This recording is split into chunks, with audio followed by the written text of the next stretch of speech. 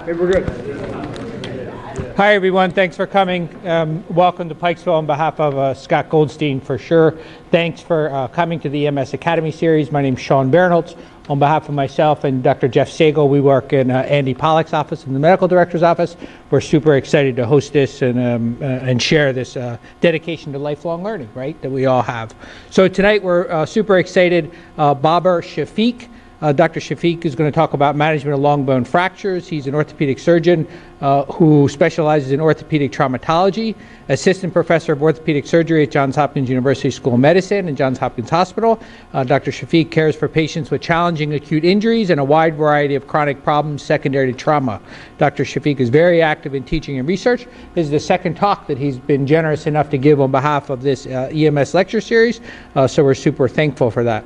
He gives lectures and teaches medical students, residents, and fellows on a daily basis, both at Hopkins and at regional, national, and international courses. He's authored or co-authored numerous peer-reviewed publication and book chapters, and his current research focuses on improving surgical outcomes for trauma patients. So Dr. Shafiq, thank you so much.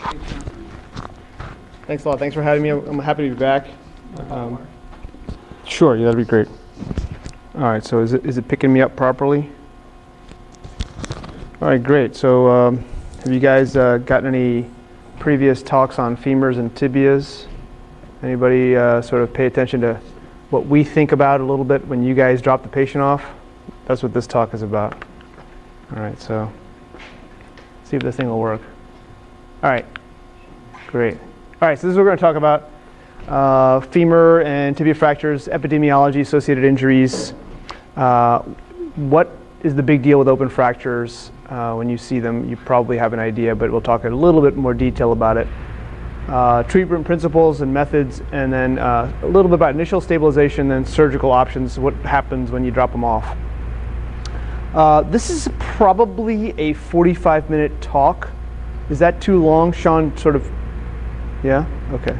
Not, I see some, no. Okay, great. Femur shafts happen in about 1 in 10,000 people in the United States. There's a bimodal distribution. You're going to have it in younger patients from trauma and older patients from fragility fractures. Thank you. Tibia fractures, there's a lot in this country every year. Man, look at that. 492,000 tibia fractures in the United States in a year. That's crazy. And this is all ages, so they don't have a bimodal distribution. It sort of happens to everybody. But really you can divide it up into low energy mechanisms and high energy mechanisms. And low energy mechanisms, maybe we see these a little bit more frequently. These are older folks with poorer bone quality, fall from standing height. Sometimes from a gunshot wound. That's actually considered a low energy mechanism frequently for us. Or a rotational injury. They result in, but we don't worry so much about other parts of the body, as opposed to something like this, where you've got a motor vehicle collision or a motorcycle crash, pedestrian struck, that's my job, downtown Baltimore. Fall from height, downtown Baltimore. Gunshot wound, downtown Baltimore. Right? So, and then we get the motorcycles sometimes and motor vehicles over at Bayview a lot. Shock gets a lot of it, we still get a lot. So these are things that, raise the hair a little bit on everybody's back and arms and neck, and, because of this. So there's associated injuries you got to pay attention to. And so if you're impacted by something, head injury, chest injury, abdominal injury, pelvic fracture. So I got a guy Friday with all of these things: open belly, bilateral extremities, X-fix the pelvis, X-fix the femur, X-flap the abdomen, you get the urologist in there, put a catheter in the bladder. So this happens, right? But from an orthopedic perspective, I want to start honing in on the orthopedic problems, because I'm not going to affect those things. They're going to affect what I choose to do and how the timing of what I do. But really, I got to hone in on the fractures. So ipsilateral femoral neck fractures are 2 to 6% in a femoral shaft fracture, non-displaced. If you're not looking for it, you're going to miss it, and it's a 20 to 30% missed rate. This is a far more big problem for the patient than the femur fracture. So if a young patient has a femoral neck fracture and it displaces later because we missed it, they're going to have hip problems the rest of their life. That femur fracture that we just showed before, that's going to heal 95 to 100% of the time really well with surgery. So we can't miss the ipsilateral femoral neck fracture. And you guys may not know that. When you see it, there's no way to really tell because the limb is unstable, but that's what we're thinking of when they come in through the door. For tibias, they're commonly open. It's the most common open bone that we have to worry about. And that really changes our management considerably. They are at risk for compartment syndrome. Usually not on the field, but if you find them delayed, you might be seeing the signs of compartment syndrome. And then open fractures have bone and soft tissue loss, which really complicates what we do. So this is an open fracture. This is a tibia, something you'll see commonly. This is one, also a tibia, but there's an ankle right there. And so this is one that will never be closed. It will require a flap because that soft tissue is not going to make its way around the leg for us to close it. So this is a much more serious problem, even though the wound is similar in size. But just going down the leg halfway more changes this person's outcome. All right. This is what compartment syndrome looks like after you've released it. So this is again a tibia. And you see the muscle just shooting out of there. This is live muscle, fortunately, because it didn't die yet. We caught the compartment syndrome early, but that's what it looks like if we catch it and we release it. Okay. So Ramon Gastillo, I was in Minnesota this weekend for a meeting, and I got to see Dr. Gastillo's picture on the wall, and a bunch of, all the residents get their awards for doing his research and things. So he's still around. He walks with a cane. But this paper is like, we still use this all the time. This is 1976 classification of open fractures. And so I want to know this coming, when we get a page, someone's coming to the ED with an open fracture, I want to know this before the patient even arrives. All right, now it's long, it's a lot of words. Let's just focus in here because we're going to talk about this a little bit because this is how I speak to everybody and how they speak to me. All right, so there's a light. There it is. All right, so is it a type 1? Is it a type 2? Is it a type 3? And then they did a second paper and they made it type 3A, B, and C. Okay, so each one of these things affects outcome. So we want to know, is it small with not a lot of soft tissue damage? Is it bigger? You might think 2 centimeters is pretty small, but if it has extensive soft tissue damage, or it doesn't, it's a 2. If it does, it's a 3. So extensive soft tissue damage, but you can close it, that's a 3. You can't close it, that was that ankle I showed you. And then arterial injury requiring repair. All right, so let's just go through the pictures of this. So type 1 is a clean wound smaller than a centimeter in diameter. Usually a simple fracture, and there's minimal soft tissue injury. That's the most important part of all of this. Is the bone perfused? Is there blood supply getting to the bone? That's what we want to know. And sometimes, usually when there's a 1 centimeter injury, there's usually enough periosteum on the bone, it's still getting perfused, it can fight infection and can heal. These are usually like inside outward injuries, low energy mechanism. All right, if it's a type 2, well, okay, the wound's bigger than a centimeter. Still no soft tissue damage, moderate soft tissue damage. All right, now the key here for me is that the soft tissue is still on the bone. Infection rates are almost no different between 1s and 2s, and my antibiotic coverage is no different. My treatment management is essentially no different. Right, but 1s and 2s are a little bit different in size. And now we get into the real animal. Okay, it's greater than centimeter. That's greater than centimeter.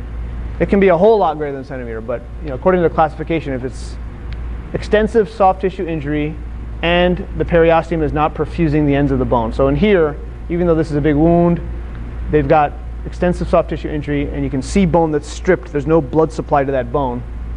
It may be contaminated, but I can close it. That makes it an A.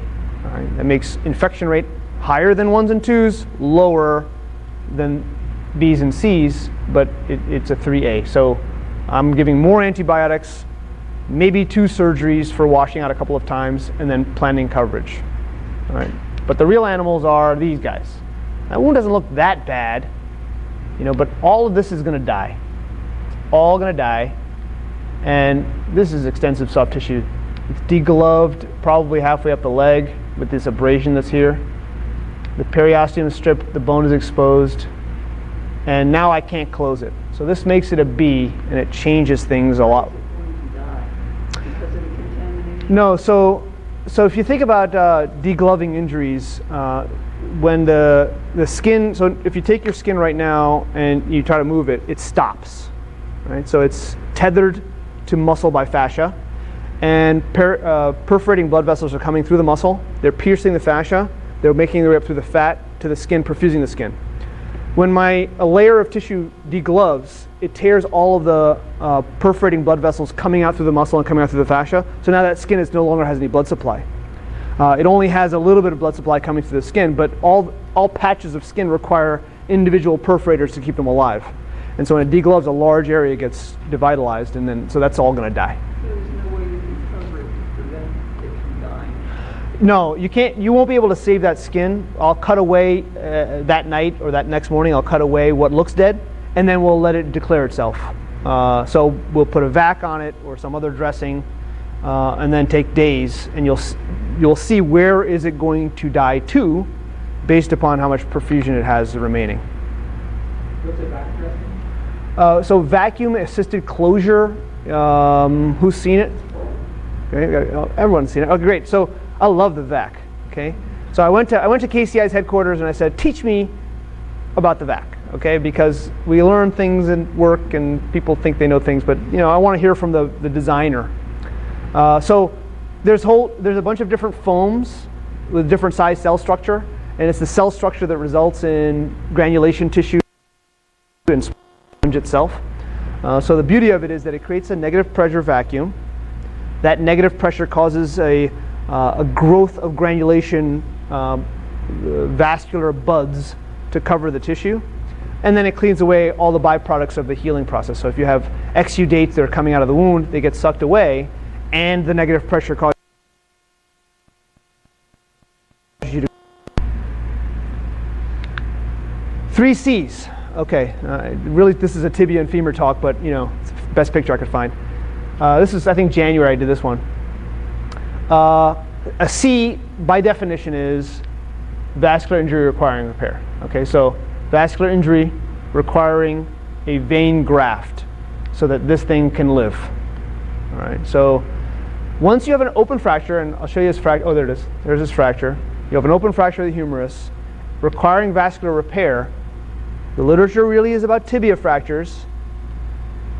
The complication rates are really high. What are they? Okay, so here we go. There we go. Okay, so it's a busy slide. I got a lot of busy slides, but I'm going to just focus on what we need to know, okay? So we won't focus on the busyness, just what we need to know. All right, my good friend, Dr. Gustillo, he has his types here. Right, we said B was substantial inadequate coverage. You can't close it. It's got a 10 to 50% infection rate. All right. If you have an arterial injury associated with that, it has a 25 to 50% infection rate. There's a lot of amputation going on here. A lot of amputation. So you'll see this. You're the ones that are going to see this. You check that pulse, no pulse, get them here. All right. Their amputation rate is going to be really, really high. All right. So what's the big deal about open fractures? Their infection rates are high. We need to get them antibiotics. We need to get them antibiotics. We need to get them antibiotics. We know that is the best thing that we can do for them, early antibiotic delivery. Now, some EMS systems across the country are toying with this idea. Not here. Delivery at the point of contact. Yeah? Maybe you guys can tell me a little about that. I'd like to hear what you guys think about that. Maybe later. Okay. Strong opinion on it? Anyone trying to tell me? I haven't heard it come up much in terms of discussion. I think oftentimes with such short transport times that we have in the county here, Yeah. right, it kind of is a serious balance between how much time it's been, right, versus how long it is to get the electronics. Great. The goal is can't really see for an outpatient like that when it started transport. Okay. The bigger thing is get it started in the ER, less than 30 minutes after arrival. Right, and our aim is to get it started within an hour of arrival. That's what our aim is. It's not always that. Yeah, it's hard to do. Okay, that's great. Society guidelines for prophylactic antibiotic use in open fractures. I know it's old, but it really hasn't changed much. Okay, so hasn't changed much at all. So type 1s and type 2s. Okay, so just for a little background, I did my fellowship in Minnesota, so I know a lot about Dr. Gustillo and how the thing developed. All right, so they have farmyard injuries, and when I was there, we had an 800-mile catchment area. That was our catchment. Everything was airlifted, and I had so many people crashing their crop dusters in manure fields, and they come in with open limbs with manure on them. So then now you know where the Gustillo classification is from. Real farmyard injuries, okay? So type 1s, type 2s, we think it's Staph aureus. I said it was an inside-out injury. The bone cut the skin and went back in. It caused Staph aureus with it, went back in, gram-positive.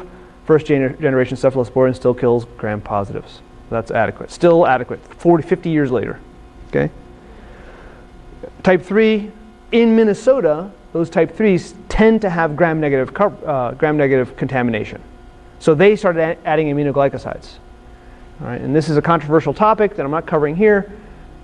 It's nephrotoxic, it's ototoxic, and if you're not careful how you give it, you hurt people. So some people are using those. Their extensive series, they needed gram-negative coverage, so they added stuff. So for me, I try to make an assessment. Is there grass, which sometimes there is there dirt? Then I'm going to add some gram-negative coverage. If there's severe contamination, real soil, and this happens in Maryland. We get people that come from, Shock gets more of it, but we get them too. Sometimes they show up. I need to add penicillin G for anaerobes. Okay, so that still remains our protocol. We haven't come up with anything different. All right. Sometimes we don't know the answer, whether it should be 24 or 48 hours. We kind of do it by feel. We think that 24 hours is adequate for everything. We just don't know the answer. If they have open type B injuries, type C injuries, we'll continue them until the vac is off, till the wound is covered. All right? No good literature to tell us what to do. So the 2011 EAST guidelines, Eastern Association for the Surgery of Trauma, lots of Hopkins and Maryland doctors are parts of this and help lead what they do. So it's supported by our Maryland people. Still the same thing, didn't change. All right, so the acute management after you've dropped them off is debridement. So we said antibiotics have to happen. I'll give you a little literature about the benefits of timing of antibiotics. But after antibiotics, they need to be washed. And so washing is the timing of washing is a debatable topic, and Antibiotic has a lot to do with how the debate has changed. Okay, so is it urgent? Well, according to Minnesotan folks from 40 years ago, you need to get these guys to the OR within 6 hours.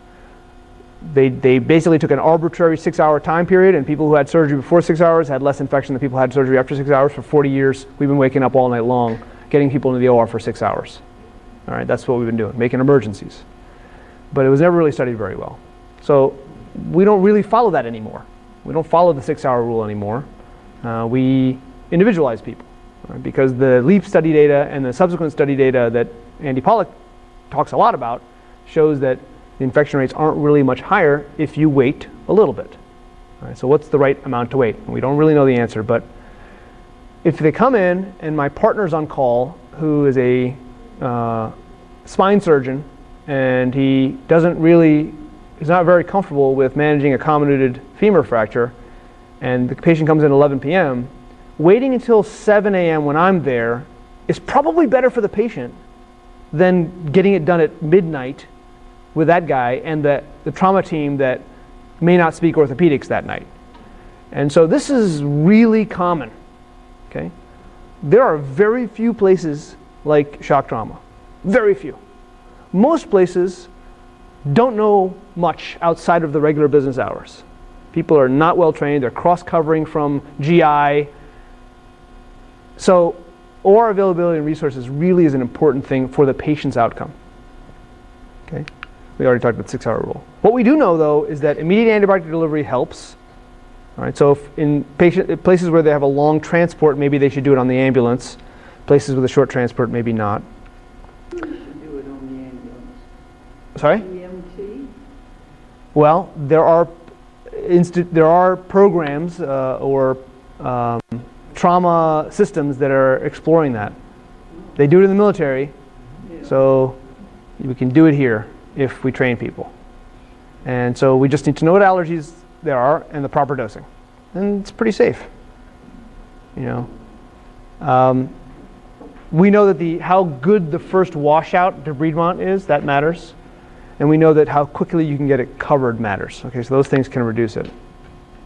All right, so what's the relationship between time to surgical debridement and incidence after infection after high energy lower extremity trauma? This is the LEAP study data.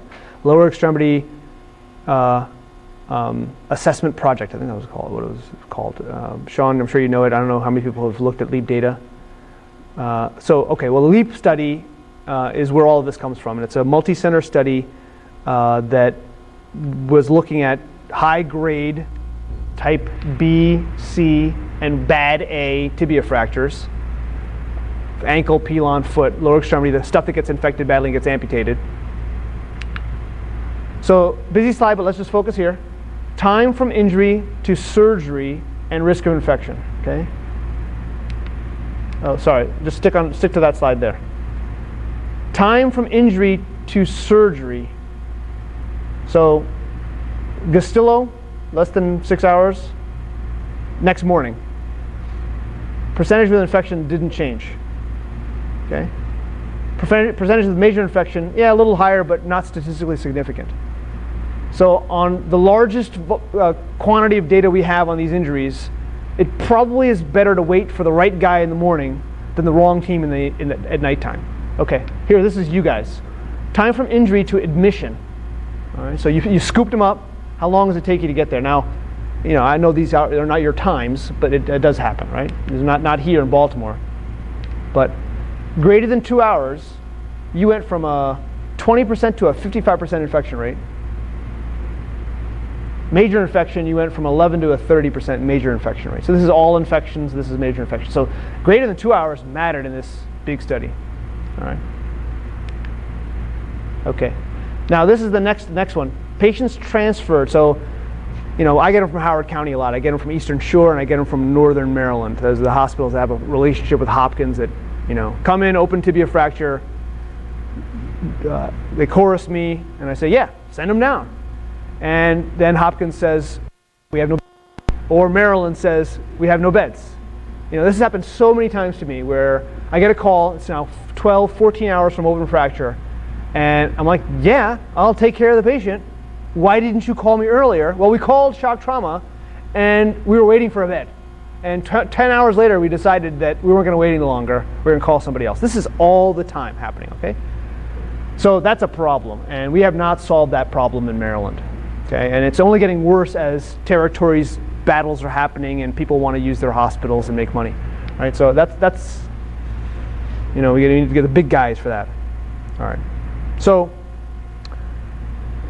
with this one, we're not saying don't go quickly to surgery. What we're saying is maybe you don't have to rush there. Maybe you don't have to rush, just get the right team involved. Okay? But here we are saying get to the hospital as quickly as you can. That makes a big difference. And get your transfer done as quickly as you can. It makes a big difference for patients. All right, so that is important. It's the time between you picking him up and you get into the hospital is critical.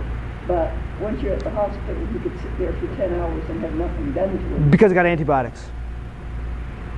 That's right. So you'd be putting the antibodies in. That's right. It's because he got antibiotics. And they got resuscitated. Okay, so that's the deal, is that you need those antibiotics, you need resuscitation. Probably most importantly is IV antibiotics. Almost sounds like you're saying you ought to put the antibodies on the ambulance and let them get you there. Well, yeah, maybe I'm saying that. All right, delayed, this is debridement and irrigation is surgery, yeah? Okay, so delayed surgery does not increase infection rates. Okay, this is 2014. Journal of Orthopaedic Trauma, yes, I love it. Supportive treatment following open fractures does not impact development of deep infection. 736, the highlight paper of that year. All right. So if you got, don't read all that. If you got surgery with less than 6 hours, 6 or 12 hours, or greater than 12 hours, there was no difference in infection rate. We showed that in another paper. But higher Gastillo grades still have a higher rate of infection, so that doesn't change. Gastillo doesn't change. Just timing. Okay, another one. Does not increase rates of infection, delayed surgery. 2015, JAMA surgery, less than 6 hours, or even up to 24 hours. No difference in infection rates. All right, 315 patients, tibia, femur. So that's interesting. Gastillo still holds true. Okay, here's 2 papers. Now, key here is that this is not prospective study. It's a retrospective study. No, they didn't control for variables or couldn't do much. They had an increased infection rate greater than 8 hours. Gastillo stays the same. This is 2014. Again, retrospective study. There was a linear increase of infection with every hour. Every hour passed, higher rate of infection. All right, so the literature is kind of over there, but the prospective studies, the better quality ones, say that there isn't an increase, and that's supported by OTA precedents like Antibiotic. Okay, point is that you got earlier is better as long as you have the right group, the right team, right equipment. All right, I'll get to some pictures soon. So does early versus delayed debridement integration matter? It does matter, probably, where infection rates are worse for C's, less bad for B's, less bad for 3A's. So in my practice, if you come in with a 3C, because of the vascular injury, we're going as immediately to the OR within 1 hour. So Hopkins has this absurd leveling system that I fight with all the time. But what is urgent and what's less urgent, less urgent, less urgent? Level 1 is the highest, right? Level 1 means the OR. Right? So that's a level 1, a C. So that's relevant. But a B, for me, I'm waking up. I'm getting out of my bed, and I'm going to the hospital, and I'm not waiting until tomorrow morning because I know B's have a 10 to 50% rate of infection. I'm not going to bother with the literature. I'm getting up. I'm going to take care of it. Now, if there's a spine guy on call, I'm going to tell him, don't go, get back in bed. Don't get out of bed because I'll do a better job for you in the morning. Okay. So we have to individualize this thing. So this is what I take out of the literature. All right, is it a tibia? Tibias are the worst. They get most infected. So I want to act more for that. The femur fracture that's open, I might take it a little easier. Radius fracture, not worried at all.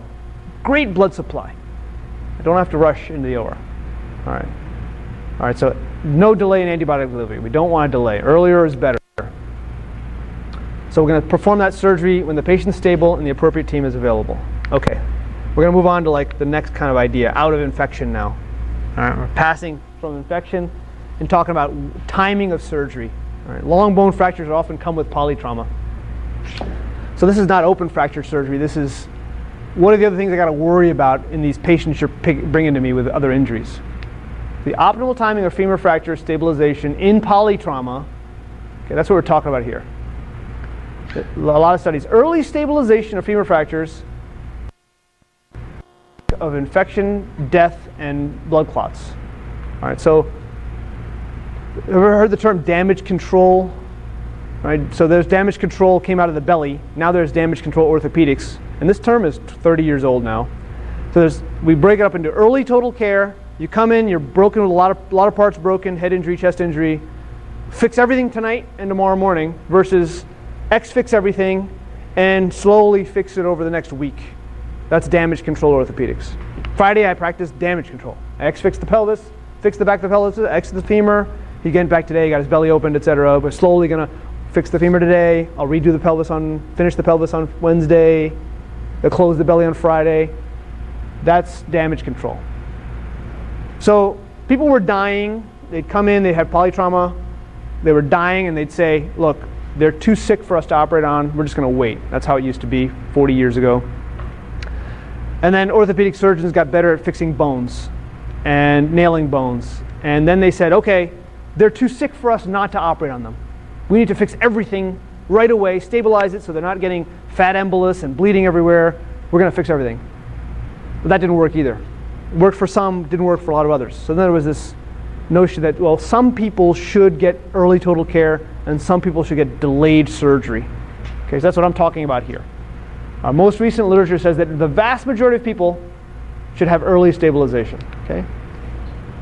All right, this is why, right? This is the physiology of the problem. So they were hit by the car, you picked them up, you brought them in.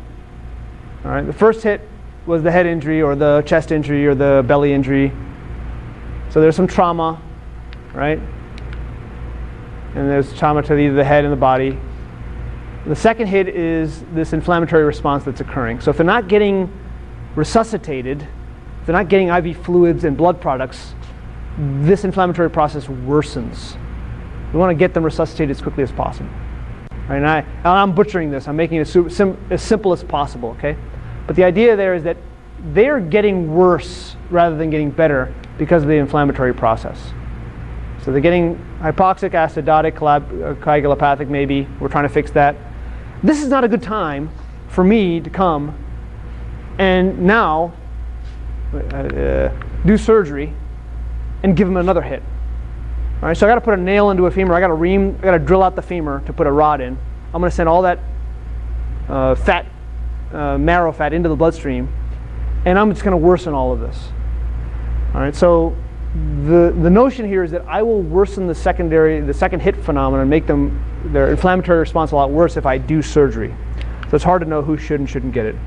What we do know is that for people with head injury, if they come in and their GCS is low or it's labile, we need to do some damage control measures. All right, if their GCS is great, they had a head injury, but their GCS is really good, then you probably can do surgery. Oh, wait a minute, I did the wrong side. GCS is good, you can do surgery. Good GCS, do surgery. But if it's intermediate in this level, maybe you should, maybe you shouldn't. The point here is that if you do surgery during this time, the second hit is going to knock them over into a problem. In chest injury, don't read these titles. I'll just bring up the final point here. In chest injury, they can have really bad chest injury, hemopneumothorax, rib fractures, knees of chest tube. But if they're adequately resuscitated, if they're hemodynamically stable, if they're oxygenated and not hypothermic, they're ready for surgery. If they don't meet these criteria and have a severe chest injury, I can't operate them. I got to X-fix them. Okay. So in this case, early femoral nailing, there's no increased pulmonary complications. They don't stay in the ICU long. These are just literature numbers here, but so I can fix these people early. All right, so a little bit about timing of surgery, early total care versus damage control orthopedics. What do we do? All right, so we're going to do some surgery. So, they come to the ED. We're going to splint them if it's a tibia fracture. We don't put traction on it. So they get a long leg splint for the tibia. It has to be a long leg. Can't do a short leg splint on a tibia because the tibia is rotationally unstable. Ankle is not rotationally unstable. You can splint a short leg on for an ankle, but for a tibia you need it all the way up. All right. For a femur, distal femur fracture. For femur fracture, you get a distal femur traction pin or a proximal tibial traction pin. All right. So that's a distal femur traction pin. My preferred. That's a proximal tibia traction pin. This one has to pull through the knee ligaments for the femur fracture. So you have a femur fracture. I got to pull it out to length. This one has to pull through the knee. And if the knee's injured, that's not good. But if they're knee damage control, then I can do this very fast. I don't even really need X-ray to put this in. I can palpate the bone, make an incision, put a drill in, put 2 pins here, 2 pins there. Put bars on the outside. Same thing here. 2 pins, 2 pins, bars on the outside. That's what we would do for damage control. For the femur, the gold standard for treatment of a femoral shaft fracture is an intramedullary nail or a nail inside the bone. Open reduction, internal fixation can sometimes be used. That's a plate and screws. It doesn't work as well as a nail does for a femur. For tibia, it depends. For a tibia, an intramedullary nail is the gold standard for a closed tibia. For an open tibia, I might need a nail or an X-fix. It depends on how badly contaminated it is. If it's at the joint, proximal at the joint, or distal at the ankle, then I need a plate and screws and maybe an X-fix. It's a nice study happening right now on X-fixing open tibias instead of nailing them, and the results aren't out yet. So this is what a nail looks like. This one was put in at the hip. Some of you guys know this guy. Bobby? Nobody knows Bobby? Bobby Brumback. Okay, so he goes by Bobby, and he is at Union Memorial, but he was at Shock for 25 years, 30 years, and he's like everybody's grandpa. I'm surprised he hasn't retired yet. But so Bobby proved to us, in the 80s, that you can walk on this immediately. Right, so the answer on the exam still is, you can walk on this immediately, even before the bone heals. That was from Bobby. All right. They do really, really well. Immediate weight bearing. You come in, your femur is shattered or broken, and you're doing badly. And I'll just tell the family, I will let him walk tomorrow, and they're astonished. And I say, well, that's Bobby. All right. Disadvantages. You gotta fit this big fat nail inside that canal. That canal is not that big. The canal is shaped like a flute. Or an hourglass, really. All right, it's tight inside. There with the drill makes that canal big.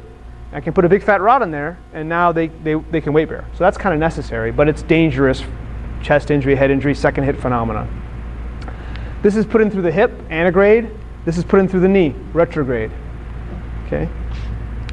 Did you say there were several breaks in that too?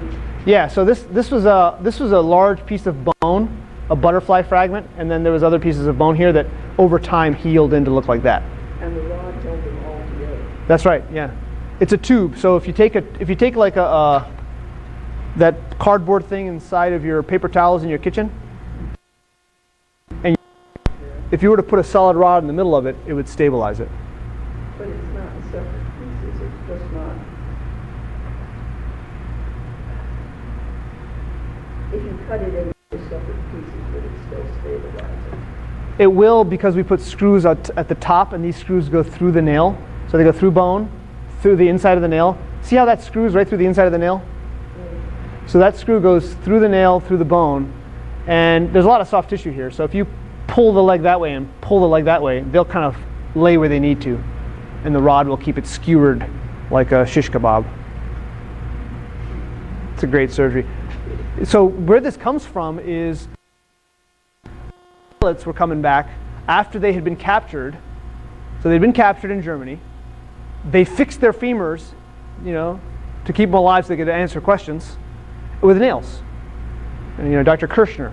And they'd come back and they started taking people would come back with problems, infections, whatever, and they were finding these nails inside of them.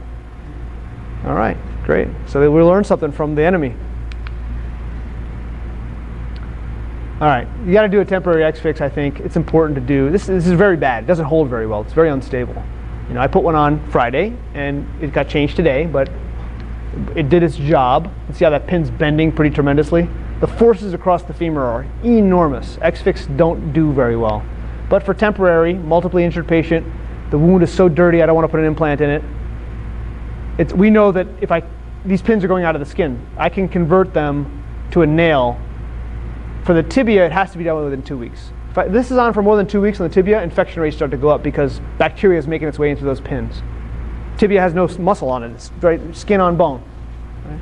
Femur, there's no specific timeline because there's so much muscle, so much blood supply to get the immune system to that bone. The infection rates are relatively low. Okay, let's go through this case. This is a 35-year-old restrained driver, head-on motor vehicle collision. 3 centimeter laceration in the thigh. He's got pulses. He can move his toes. Sensations intact. He's neurovascularly intact. Okay. He has this fracture. Okay. We decide we're going to wait till the morning. We get him to the OR. We give him antibiotics, and now it's time for us to do our D&I part, debridement and irrigation. It's all I&D, irrigation and debridement, but it's not the washing that matters. It's cutting away of the dead tissue that matters. It's debriding that matters. All right, so we're going to prep him. So, this is John. He's like a former Greco-Roman wrestler. He can hold anything for any amount of time. There's no problem, okay? Me, not so much. So we prep the leg. We get him all draped out. We get it on top of this bin, a basin. Right? And so this is the important part. We have to make the wound has to become bigger. You got to make it bigger. If you don't make it any bigger, you can't deliver the bone ends. So you got to ellipse and extend the wound. If there's degloved areas, you got to clean those out, and then take out whatever is devitalized. So start pulling the pieces out. If it looks like it's dead, cut it. This is a hard thing to learn. You don't want to cut anything out. So sometimes a major nerve or an artery, something that's like really important, I'm looking at it, it's covered with pus or it's dead. I just take my scissors, Cut it out, throw it away. You know, it's hard. That takes years to be able to do it. Most people just want to leave it there. Oh, it'll get better. He needs that nerve. The foot won't work. And then it just gets worse and worse and worse because that dead tissue gets infected and makes the surrounding dead tissue worse. So if you don't cut it out early, you're just setting them up for failure later. You didn't give them the dead stuff. You're just trying to help them. You cut out the artery. What did you do to keep the blood flow? Give them a new artery. Take a vein graft. Bypass that vessel. Yeah, cut out the stuff. Bone, like this, open fracture. He's now going to have a bone defect. I may have to come back and bone graft later. I got to throw it in the trash. If I don't throw it in the trash, that thing is colonized because it was an open fracture. It's going to have bacteria on it. It has no blood supply. It's basically just a nice meal for those bacteria. So if I don't take it out, I'm setting them up for infection. Right? So this is important to take it out, throw it away. So you got to deliver the bone. Yeah. So I got to make the incision big enough so that I can take the entire end of the bone, pull it out through the wound as a bone hook, scrape it, and then wash it. Okay? So that piece of bone is still alive. That's the shaft. It's still connected to the body. It has periosteum on it, and it's bleeding. Key is that it's bleeding. Right? That means it has immune cells coming to it, and antibiotics that you administered into their bloodstream. Okay, great. So we washed them. We've debrided them. We've put some new drapes down. We've changed our gloves and our gowns, and now we're going to nail it. Okay, so we marked this thing out. We've got an x-ray machine. There's our x-ray machine. There's my start point. Right, so I put my guide wire in through a tiny little incision like this. I use x-ray to help me localize where the nail is going. The nail goes in all the way down the femur. That's what it looks like through those little holes, right? So it's beautiful, beautiful surgery. It's fun. It's the gold standard for femur fractures. Sometimes we don't close the wounds. Sometimes we leave them open. It depends on where you are and how badly it's contaminated. In this case, we could close it. You know, it was safe to close this one the first day. Early closure was safe in femurs, as long as you've cleaned it properly. If you haven't cleaned it properly, you shouldn't close it. You come back another day and close it another time. All right, we only have a few slides left. How are we doing? Okay? All right, great. Maybe if I can take a sip of water here. That AC just turned off. Quiet here all of a sudden.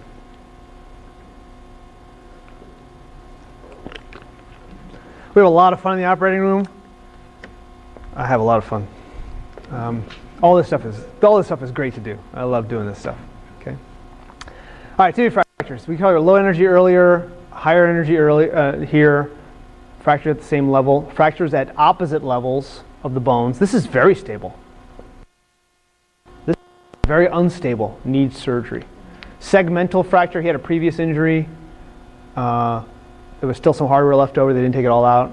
Now he has 2 fractures through the bone later, right? Downtown Baltimore. All right. In the emergency department, closed reduction splinting. They're going to pull on it, give him some anesthetic or some sedation, pull on it. They're going to give him a long leg splint to control the rotation. And we're going to elevate, we're going to ice, and then we're going to do compartment checks. Because, you know, if I'm not doing it that night, then they got to check every 2 hours. That resident, bless her soul, they got to come and they got to check the compartments. 5 Ps. You guys know what the 5 Ps? Any of the Ps? Oh, excellent. Paresthesia pallor. Pulselessness. Pain.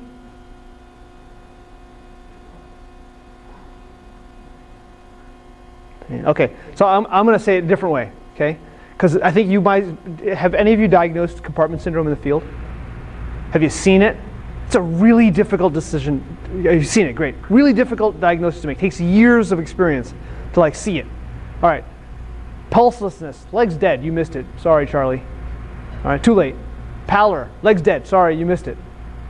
All right, that's the P's that you don't ever want to see. You need to see the first 3 P's.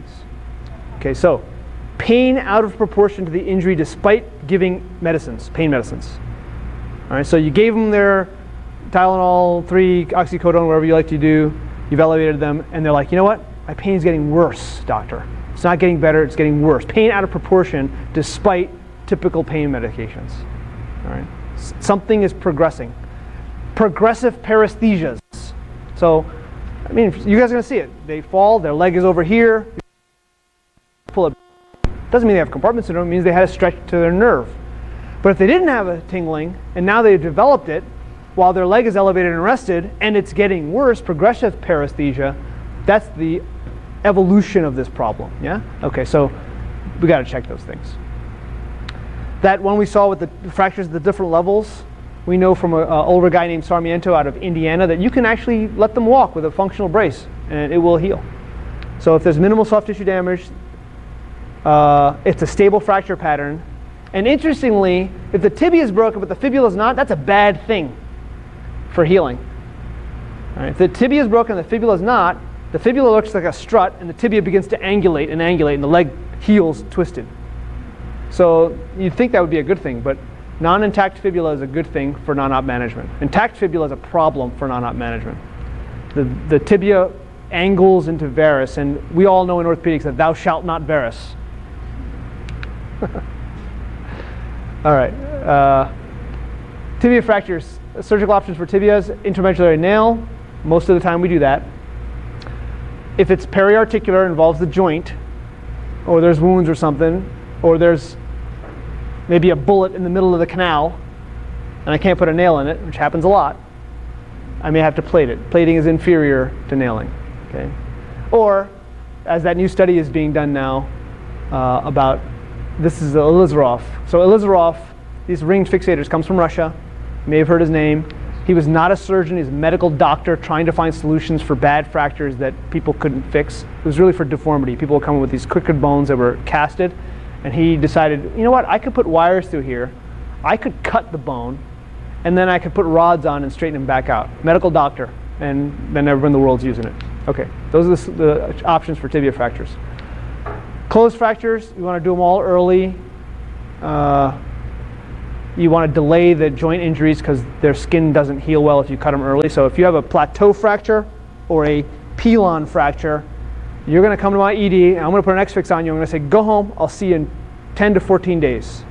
That's when your swelling is good enough for me to cut your skin and fix it. Yeah?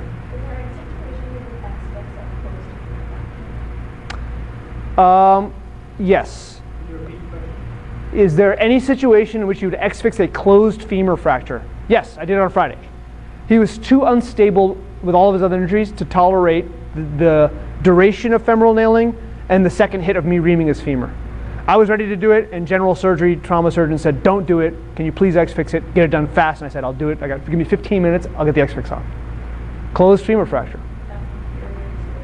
Oh, he won't heal well with that. We have to come back another time to convert that. The tibia you can treat definitively in a ring fixator. Because you can wait, you can walk on this thing. I let people walk on that. Some people let people swim in that. You know, I want people showering that for sure because it cleans it really nicely. So I tell them to shower. All right, open fractures. This is kind of the same as the earlier discussion, but we've gotten to tibia now. So we'll just skip that. It's the same, really. All right, here's that open tibia we saw earlier. So what we like to teach is open tibia fracture is not a tibia fracture. It is a soft tissue injury with a bone broken in it. And we say that because the soft tissues matter so much more in a tibia than the bone does. Because if the soft tissue doesn't heal, which it often doesn't, the bone's just going to die. So for the low grade Gastillos, we'll do definitive fixation and closure right away. The low grade open ones. Higher grade ones, we'll do a bead pouch. That is, we take bone cement, we take a bunch of antibiotics, we mix it together, we make it into little beads, put it on a thread, okay, in the operating room, maybe put a vac on them, and then delayed closure of the wound, delayed primary closure. For the bees that need a flap, we know that doing the flap in less than 7 days reduces the infection rate. Believe me, this is hard to do. Sometimes it's hard to get a plastic surgeon to get it done, okay, for various reasons. Not because of the surgeon per se, but they have busy schedules too. All right, so this is a bead pouch. We're going to X-fix this open tibia. We're going to make some antibiotic beads. They're going to spill out 20 to 30 times MIC. All right, so I can only put a certain amount of antibiotic in your bloodstream. If I put in more, it will kill your liver, it will kill your kidneys, it will kill your ears, it will kill your eyes, your ototoxic kidneys. So I can't put in a lot. It's harmful. But here, I can put in so much antibiotic, it won't get in your general bloodstream. I can put in 40 times what's needed to kill a bacteria instead of 2 times what's needed to kill a bacteria through your bloodstream. I can get really high antibiotic concentration. All right. This guy had a B, so X-Fix bead pouch. We covered it with a vac, then eventually flapped. And I might do this 2, 3, 4, 5 times until the tissue has finished dying and I've cut away as much as necessary. All right, what do we cover it with? So if it's a B and it needs some soft tissue, for the proximal third of the tibia, I can take the gastroc muscle and I can cut the gastroc muscle, rotate it around the front of the knee. All right, if it's in the middle third of the tibia, I can take the soleus muscle, cut it, rotate it around the front of the leg. But the most common location for these open fractures is the distal third. And there's not enough tissue there for me to rotate. So they need free flaps. So this is probably from the thigh with the skin of the thigh overlying it, an ALT flap. So now I have to take something from somewhere else, put it in there. You're going to spend at least 5 days with the leg elevated before they can start putting their leg down. It's higher failure rate, higher complication rate. And that's where it tends to be open because it's so uncovered.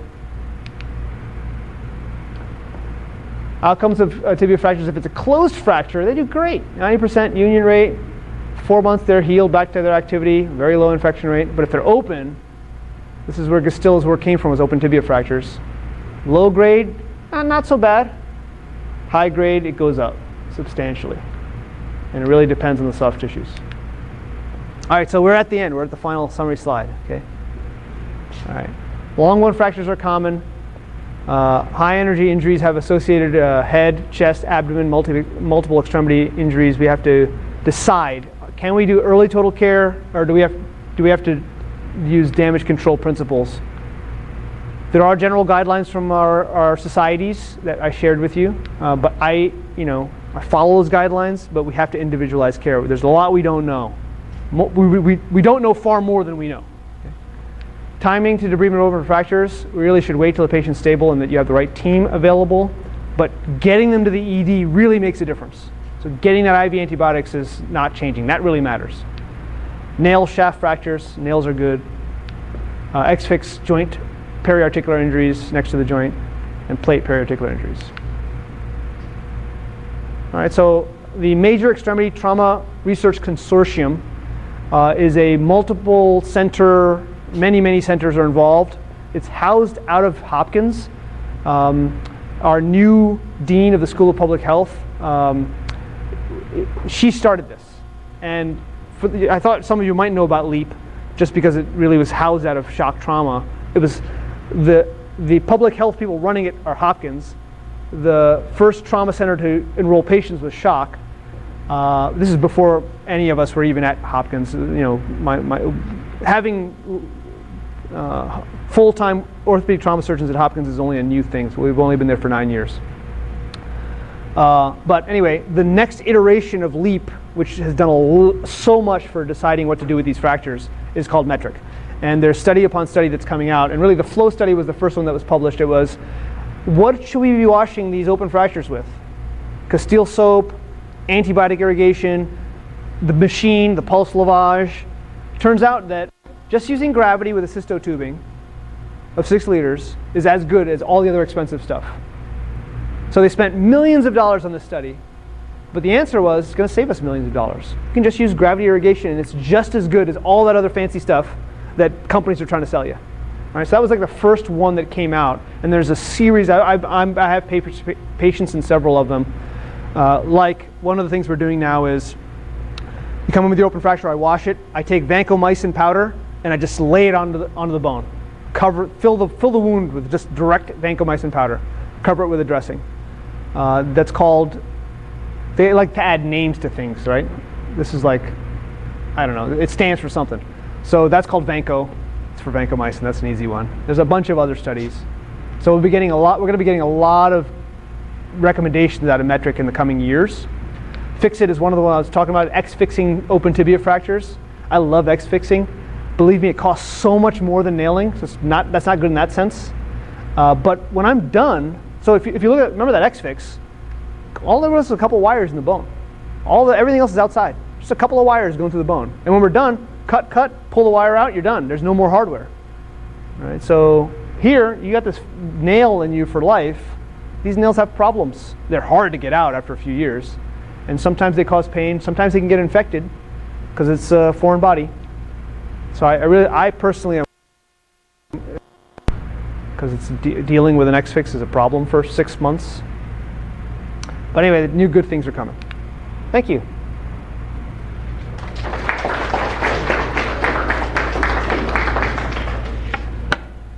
Any questions, comments?